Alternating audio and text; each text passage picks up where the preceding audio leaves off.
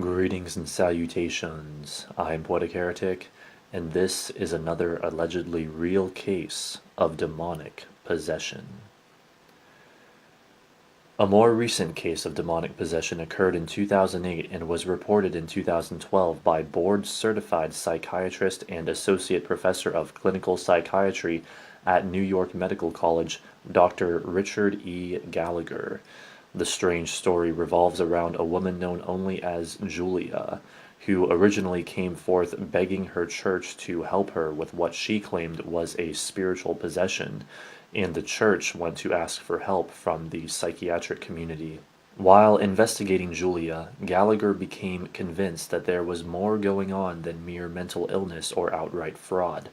During their conversations, Julia would suddenly respond in voices far different from her own, and say things not in character for her, such as obscene language and hateful rants and threats, and showed extreme repulsion to religious items, which seemed to have disturbed the psychiatrist a great deal.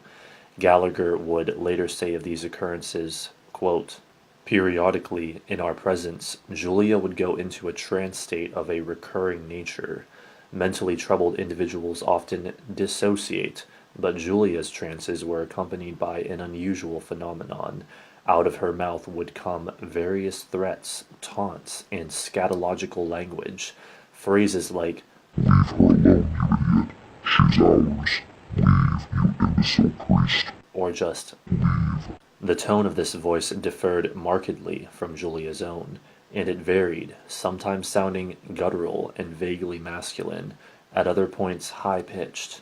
Most of her comments during these trances, or at the subsequent exorcisms, displayed a marked contempt for anything religious or sacred." End quote. In addition to this, these strange voices allegedly would even intrude on phone conversations the psychiatrist was having with colleagues, defying all rational reason. During the actual exorcism performed on Julia, the room purportedly became almost unbearably hot, and the normally scientific and rational Gallagher was also startled to personally witness items fly off shelves and Julia actually levitating. Julia also demonstrated personal knowledge of people in her vicinity and spoke in languages other than her own, such as Spanish and Latin.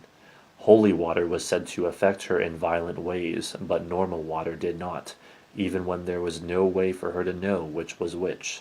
After every one of these episodes, Julia would wake from her trance with no recollection of what had transpired, which fascinated the psychiatrist.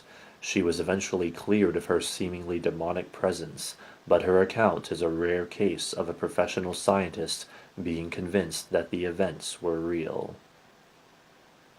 That concludes this allegedly real case of demonic possession. Don't forget to rate, comment, favorite, and subscribe, and thanks for watching.